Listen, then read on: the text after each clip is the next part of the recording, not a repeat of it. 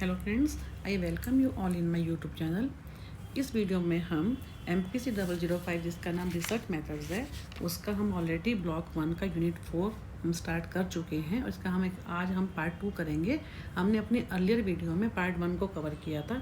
Video start करने से पहले मैं आपको एक और चीज़ बता दूं, क्योंकि आप MAPC यानी MA साइकोलॉजी के जो फर्स्ट ईयर के स्टूडेंट्स के लिए मेन है कि आपको फर्स्ट 4 पेपर में अगर आप नहीं भी बैठते हो या आपका वो क्लियर नहीं होता है, तो आप उसको फिर से उसको क्लियर करने के लिए फिर से आप एग्ज़ाम में अपीयर हो सकते हो। लेकिन आपको सेकेंड ईयर में तभी एनरोल होने के लिए कहा जाएगा, आपको तभी एनरोल होने दिया जाएगा जब तक कि आप MPC 005 एंड MPC 006 दोनों को क्लियर नहीं करते हो। तो MA साइकोलॉजी के फर्स्ट ईयर के स्टूडेंट्स को तभी MA साइकोलॉजी के सेकेंड ईयर में बैठने दिया जाएगा, एडमिशन लेने दिया जाएगा, जब उनके MPC 005 भी और MPC 006 दोनों ही पेपर जो होंगे वो क्लियर होंगे।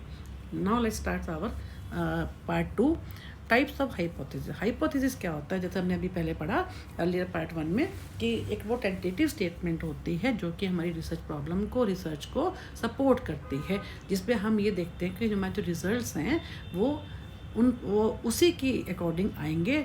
हम ये मान लेते हैं, जैसे हमने बताया था कि हम टबैको का या हम स्मोकिंग का इम्पैक्ट देखना चाहते हैं हार्ट डिजीज़ के ऊपर, तो हमारा हाइपोथेसिस क्या रहेगा कि there is a significant relationship या on the significant relationship between smoking and health issues या हार्ट डिजीज़, है ना। तो ये क्या था कि हम उसको फिर हम जो हमारी फाइंडिंग्स होती हैं हम उसको मैच करते हैं कि सपोर्ट करता है तो ठीक है, अगर नहीं सपोर्ट करता तो अगर हमारे को रिजेक्ट करना पड़ता है तो हमारे को कहीं ना कहीं अपनी फिर से उस स्टडी के अंदर जो मेथोडोलॉजी उसको चेंज करना पड़ता है।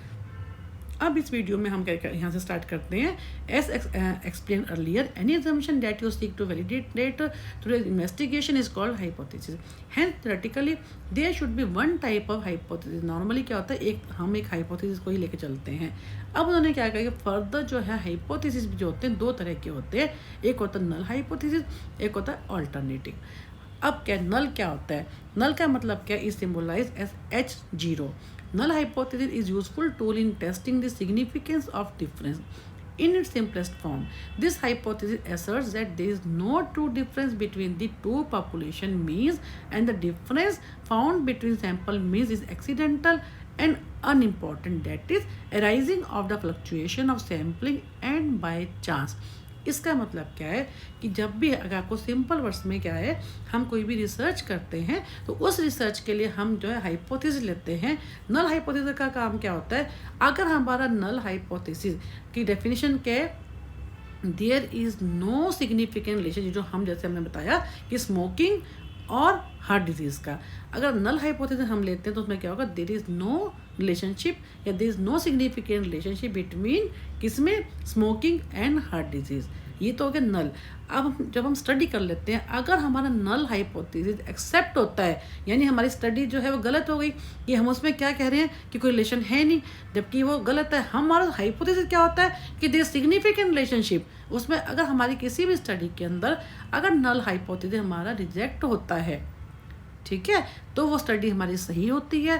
अगर हमारा नल हाइपोथेसिस एक्सेप्ट होता है तो इसका मतलब हमारे को अपनी स्टडी में चेंजेस करने की ज़रूरत है। In very simple words, null hypothesis को उन्होंने क्या कहा, H0 से null hypothesis is useful tool in testing the significance of difference. जैसे बताया ना कि in simplest form this hypothesis asserts that there is no true difference between the two population mean.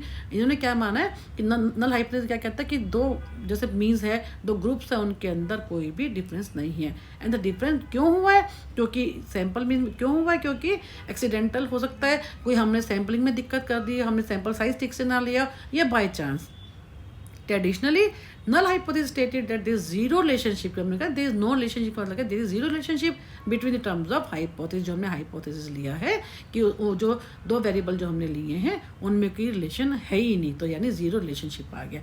For example इन्होंने क्या कहा, schizophrenics and normal do not differ with respect to disease span में। इन्होंने क्या कहा, जो स्किज़ोफ्रेनिक्स लोग होते हैं और जो नॉर्मल है उनको दोनों की मेमोरी लेवल सेम होता है, तो इसका ये क्या है, डू नॉट डिफर विद, यानी कोई इनमें डिफरेंस है ही नहीं। एक तो उन्होंने ये इनका एग्जांपल दिया नल का, एक क्या है कि there is no relationship between intelligence and height, उन दोनों का हाइट का और इंटेलिजेंस का कोई भी रिलेशन नहीं है। ये इन्होंने एग्जांपल दिए दोनों नल हाइपोथेसिस के। इट्स वेरी सिंपल वर्ड्स में यही है कि there is no significant relationship या there is no relationship between जो हम टू वेरिएबल्स को जो स्टडी कर रहे हैं उनके लिए। अब क्या है, इन्होंने यहाँ पे क्या कहा है कि the null hypothesis is an important component of the decision making method of inferential statistics. बहुत इंपॉर्टेंट होता है ये डिसीजन मेकिंग में। If the difference between the samples of mean is found significant, अगर वो सिग्निफिकेंट मिलता है the researcher can reject the null hypothesis. अब क्या करेगा कि वो, अगर हमने क्या कहा नल हाइपोथेसिस में कि कोई सिग्निफिकेंट रिलेशनशिप नहीं है, अगर हमारे को अपनी स्टडी में सिग्निफिकेंट रिलेशनशिप मिलता है तो इट मीन्स क्या है, हम उसको रिजेक्ट करेंगे, है ना। तो तभी हमारी स्टडी जो होगी वो सही भी होगी। It indicate that the differences है स्टैटिस्टिकली सिग्निफिकेंट, यानी हमने एक्सेप्ट करा होता तो हमारे कोई डिफरेंस नहीं आता, अब उन्होंने उसको रिजेक्ट कर दिया। इसका मतलब क्या है, हमारे जो डिफरेंसेस हैं वो स्टैटिस्टिकली सिग्निफिकेंट है। And acceptance of null hypothesis indicate that differences are due to chance. अगर फिर भी हम उसको एक्सेप्ट कर लेते हैं, हालांकि उन्होंने कहा है कि स्टैटिस्टिकली सिग्निफिकेंट है, हम उसको रिजेक्ट करेंगे, मतलब क्योंकि उन्होंने कहा स्टैटिस्टिक सिग्निफिकेंट का मतलब काफ़ी ज़्यादा डिफरेंस है। अगर फिर भी हम उसको एक्सेप्ट करते हैं, इसका मतलब क्या है, जो डिफरेंस है वो बहुत कम है, और वो क्यों है, due to chance. Null hypothesis should always be specific hypothesis, that is it should not state about or approximately a certain value. अब इन्होंने इसको वैसे कहा है कि मेनली क्या है कि इसको H0 से डिनोट करते हैं। इन्होंने इसको H0 equal to mu HV is less than mu LV. Thus the null hypothesis is that mean of the population of those children who have the high vocabulary is less than or equal to mean of those who lack the vocabulary too. उन्होंने क्या कहा कि null hypothesis में क्या कहा है कि equal to और लेस देन कर दिया। का मतलब क्या है, हमने नॉर्मली क्या हम उसको सिग्निफिकेंट रिलेशनशिप को हम देखते हैं ना, अगर सिग्निफिकेंट रिलेशनशिप है किसी दो वेरिएबल्स के अंदर तो हम इसको जो है रिजेक्ट कर देते हैं नल हाइपोथेसिस को। अभी उन्होंने कहा कि इस H0 का मतलब क्या नल हाइपोथेसिस, जिसका इन्होंने कैसे डिनोट किया H0 इक्वल टू कि इन्होंने क्या कि जो मीन ऑफ पॉपुलेशन उन बच्चों का जो कि दो ग्रुप इन्होंने ले लिया, ग्रुप 1 एंड ग्रुप 2। उन्होंने क्या कहा कि मीन ऑफ पॉपुलेशन दो children who have high vocabulary, यानी जिनके हाई वोकेबलरी है, जिनका काफ़ी नॉलेज है इसकी इंग्लिश की, वो इक्वल टू हैं या लेस देन है जिनके पास वोकेबलरी कम है। तो ये हमारा क्या है, नल हाइपोथेसिस। जबकि ऐसा नहीं होता, क्योंकि हमारे को तो रिलेशनशिप है कि ये हो नहीं सकता कि दो ग्रुप लिए दोनों का जो है एक हाई वोकेबलरी है एक लो है और दोनों ही इक्वल आएंगे। तो ये क्या हमारा हो गया, नल हाइपोथेसिस। नेक्स्ट है ऑल्टरनेटिव। ऑल्टरनेटिव का मतलब क्या, H1, उसको हमने H0 से किए थे, इसको हम करेंगे H1 से, और HA alternative is the hypothesis that specifies those values that a researcher believes to hold true। तो ये रिसर्चर, हर रिसर्चर चाहता है कि ये सही हो, कि यानी उसको सिग्निफिकेंट रिलेशनशिप मिले। And the researcher hopes that the sample data will lead to acceptance of this hypothesis as true। Alternative hypothesis represent all other possibilities and it indicates the nature of relationship। इसी को ही हम मान के चलते हैं this significant relationship. जैसे हमने अभी बताया कि हम स्मोकिंग का देखना चाहते हैं हार्ट डिजीज़ के ऊपर, या हम लोग जो है रीइंफोर्समेंट या रिवॉर्ड का इम्पैक्ट देखना चाहते हैं हमारी वर्क परफॉर्मेंस के ऊपर, या हमने जैसे एक अर्लियर वीडियो में किया था कि नॉइस का इम्पैक्ट हम जो है आउटपुट पे, जो लेबर लगी हुई है उसके आउटपुट पे देखना चाहते हैं। तो हम इन सब में हम क्या कहेंगे, अगर हम ऑल्टरनेटिव को हम क्या कहेंगे कि देयर सिग्निफिकेंट रिलेशनशिप बिटवीन जो भी हम वेरिएबल अंडर स्टडी होंगे उनके अंदर। अगर हम नल कहते हैं तो इसका there is no relationship between, no significant का मतलब बहुत ज़्यादा, there is no significant relationship, तब हमारा नल हाइपोथेसिस होता है, एक्सेप्ट होता है। और हर रिसर्चर का एम क्या होता है अपनी स्टडी के लिए कि ऑल्टरनेटिव हाइपोथेसिस है वो जो है एक्सेप्ट हो। तो इन्होंने यहाँ पे क्या कहा है, H1 is equal to mu HV is greater than mu LV।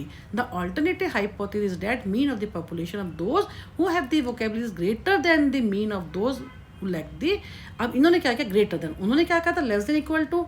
नल में इन्होंने क्या कहा है कि जिस ग्रुप के पास, दो ग्रुप में जिसके पास ज़्यादा अच्छी वोकेबलरी है उनको who have the vocabulary greater than, उनकी जो है ज़्यादा है देन मीन ऑफ दो, उनका मीन को ही कंपेयर कर रहा है कि दोनों ग्रुप का जो मीन है उस पर फ़र्क आएगा। जिनकी अच्छी वोकेबलरी है विल बी ग्रेटर, उनका मीन ज़्यादा आएगा than those who have lack of vocabulary. In this example, the alternative hypothesis is that the experimental population had higher mean than the controls. This is called the directional hypothesis because the researcher predicted that the high vocabulary children would differ in one particular direction from the low vocabulary children. इन दोनों के अंदर difference आएगा ही अगर हम इसकी alternative hypothesis की बात करते हैं, और यही एक्चुअल में हमारी स्टडी को सपोर्ट करता है. Sometime research predicts only two groups will differ from each other, but the researcher does not know which group will be higher. तो उसके इसको हम क्या कहते हैं, this is non directional hypothesis, कि उसको ये पता तो है कि दोनों डिफर तो कर रहे हैं, लेकिन कौन सा कर रहा है उसको हम नॉन डायरेक्शनल हाइपोथेसिस कहते हैं. Null and alternative hypothesis in this case would be stated as below. H0 या नल हाइपोथेसिस μ1 इक्वल टू μ2, और यानी दोनों ग्रुप इक्वल है. और H1 क्या हो गया ऑल्टरनेटिव, कि पता ही नहीं कि किस कारण कौन सा है, मतलब तो μ1 क्वेश्चन मार्क μ2. तो ये हमारा हो गया नल हाइपोथेसिस एंड ऑल्टरनेटिव. अब क्या एरर्स क्या होते हैं, कोई भी हम जो हाइपोथेसिस को टेस्ट करते हैं तो एरर्स क्या हो सकती हैं. नंबर 1 पे सैम्पलिंग प्रोसीजर एडप्टेड फॉल्टी. कई बार क्या होता है, हमारे जो हमने सैम्पलिंग प्रोसीजर लिया है, सैम्पल जो है जो पॉपुलेशन है, मान लीजिए हमने एक पर्टिकुलर एज के, हमने 20 to 40 ईयर्स के जो है एडोलेसेंट्स या यंग पीपल जो हैं उनके ऊपर स्टडी करना चाहते हैं, लेकिन हमने क्या, हमारे उनकी सैम्पलिंग हमने ध्यान ही नहीं दिया कि हमने 20 to 40 को हम ले रहे हैं, 20 से नीचे वाला भी आ गया और 40 से ऊपर वाला भी आ गया. तो कई बार उस केस में हमारे जो रिजल्ट्स हैं वो गलत हो जाते हैं, जो हमारी हाइपोथेसिस हमने लिया वो हमारा उसमें एरर आ जाती है. तो इसलिए क्या है कि मेनली सैम्पलिंग जो प्रोसीजर है वो भी क्या होता है, कई बार फॉल्टी हो जाता है, डाटा कलेक्शन मेथड गलत हो जाता है, क्योंकि जो हमने टूल्स बनाए हैं कई बार वही हम ठीक से नहीं बना पाते हैं. ये जो हमारे को जो हमने डाटा लिया है, जो हमने रेस्पॉन्सेज लिए हैं, उनमें गलती आ जाती है, तो वो भी क्या होता है, कई बार इनएक्यूरेट हो जाता है. फिर स्टडी डिज़ाइन, जो हमने स्टडी का डिज़ाइन लिया है, सिलेक्टेड इज फॉल्टी, कि कई बार जो स्टडी डिज़ाइन जिसको हमने स्टडी करनी है वही हमने गलत ले लिया, उसको हमने ठीक से पता ही नहीं कि हमने किस चीज़ के ऊपर स्टडी करना है, तो भी हमारा हाइपोथेसिस में क्या होगा, एरर आ जाएगी. इनएप्रोप्रिएट स्टैटिस्टिकल मेथड जो हमने यूज़ किया, अगर हमारे को जो है हमें एक्सेल में काम करना है और हमने EPI इन्फो ले लिया, या हमने SPSS में काम करना है, हमने कोई और स्टैटिस्टिकल टूल ले लिया, तो it all depends upon the our research problem और हमारी जो फाइंडिंग्स हैं उस पर, और जो हमने क्या मेथोडोलॉजी ली है. मेन वो है कि हमने जो मेथोडोलॉजी ली है वो बहुत सोच समझ के लिए, उसमें स्टडी डिज़ाइन भी ठीक हो, और जो जिस वेरिएबल्स पे स्टडी करनी है वो भी सही हो, सैम्पलिंग भी हम लोग सही करें, टूल्स भी हम सही बनाएं, ताकि हमारा जो डाटा कलेक्शन है, जो रेस्पॉन्सेज है, डाटा जो मिले वो भी सही हो, एकदम एक्यूरेट हो, है ना. और जो हमारे जो स्टैटिस्टिकल मेथड जो हम यूज़ करेंगे वो भी सही आए, और कंक्लूजन ड्रॉन आर इनकरेक्ट. कई बार जो है कंक्लूजन आता है हमारे, उसको डिफाइन करना ही नहीं आता, उसको कंक्लूड करना ही नहीं आता. हमारे पास सब कुछ हमारा ठीक ठाक हो गया, लेकिन लास्ट में आकर जो हमें जो कंक्लूजन मिला है, समरी मिली है, हम उसी को ही नहीं समझ पाते कि हमें क्या मिला है, हम उसको कोरिलेट नहीं कर पाते हाइपोथेसिस से. तो उस केस में भी क्या होता है, हाइपोथेसिस के वो टेस्ट करने में प्रॉब्लम आती है, वो एरर होती है.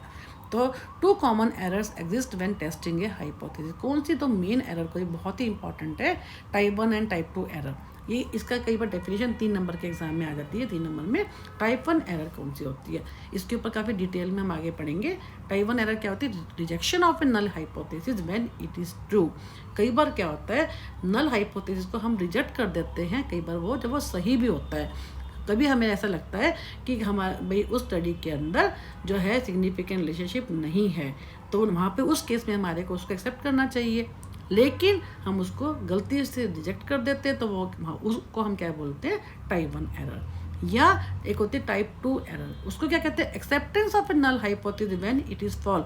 हमारे को हमारी स्टडी में सिग्निफिकेंट रिलेशनशिप मिलता है between 2 variables under study, even then हम क्या करते हैं, उस केस में हमारे को उसको रिजेक्ट करना चाहिए, लेकिन हम उसको गलती से एक्सेप्ट कर देते हैं, acceptance of a null hypothesis when it is false. तो उसमें क्या होता है, दोनों तरह के में केसेस में क्या होता है, ये एरर होने के चांसेस रहते हैं. तो इस वीडियो को भी हम यहाँ पे ख़त्म करते हैं, पार्ट 2 को. हम अपनी नेक्स्ट वीडियो में इंपॉर्टेंस ऑफ हाइपोथेसिस फॉर्म, इसको भी हम इसी में कर लेते हैं. इंपॉर्टेंस ऑफ हाइपोथेसिस फॉर्मुलेशन क्या है, क्या किस लिए होता है कि इंपॉर्टेंस क्या है हाइपोथेसिस में? Hypothesis the basic function of the scientific research if simple brief and clear. अगर हमारा जो सिंपल है, ब्रीफ है, साइंटिफिक है, जो हमारा जो हाइपोथेसिस है, तो there shall be no problem for the investigator to proceed in the research field. तो उसको कोई दिक्कत होएगी नहीं, उसके जो उसका विजन है, जो उसने प्रॉब्लम एरिया है, उससे अगर मैच कर रहा है, एकदम क्लियर है, सिंपल है, ब्रीफ है और लॉजिकल है, तो कोई दिक्कत नहीं है, आराम से उसकी रिसर्च जो है वो हो जाएगी। इट्स यूटिलिटी और इंपॉर्टेंस फॉर इन रिसर्च में बी स्टडीज एज अंडर। लेकिन उसके बाद क्या है, according to Goode and Hatt इन्होंने क्या है, without the hypothesis formulation the research is unfocus. अगर रिसर्च में हमने कोई हाइपोथेसिस फॉर्मुलेट किया ही नहीं है तो क्या अनफोकस हो जाएगी, कोई हमारे सामने कोई टारगेट ही नहीं रहेगा, हम किसके ऊपर स्टडी कर रहे हैं। और रैंडम एम्पेरिकल वॉन्डरिंग, उसको एम्पेरिकली हम उसको टेस्ट नहीं कर सकते। The result can not be studies as facts with the clear meaning. Formulation of a hypothesis links between theory and investigation. हमने तो थ्योरी है जिसके बेस पे हमने वो हाइपोथेसिस बनाया है, और जो हमने इन्वेस्टिगेट किया है उसके उससे हमारा मालूम होता है कि हमारा हाइपोथेसिस सही है या गलत है। Which lead to discovery of addition of knowledge. जब ये दोनों मिल जाते हैं, थ्योरी भी और इन्वेस्टिगेशन, तो उसके बेस पे क्या होता है, एक नई नॉलेज बनती है। हमारी जो प्रीवियस नॉलेज है जिसके बेस पे हम काम कर रहे हैं, कोई हम रिसर्च कर रहे हैं, कोई स्टडी कर रहे हैं, उसके अंदर नई एडिशन हो जाती है हमारी नॉलेज की। तो ये क्या है, जो फॉर्मुलेशन नॉलेज, जो हाइपोथेसिस है, वो उन दोनों का लिंक होता है, किसका, थ्योरी का एंड इन्वेस्टिगेशन का, जिससे हमारी नई हमारी जो नॉलेज है उसमें एडिशन होती है। तो अब इस वीडियो को हम यहाँ पे ही ख़त्म करते हैं, पार्ट 2 को। हम अपने नेक्स्ट वीडियो के अंदर ये पार्ट 3 स्टार्ट करेंगे, जिसको में हम सैम्पलिंग के बारे में बात करेंगे। Thank you for watching my YouTube.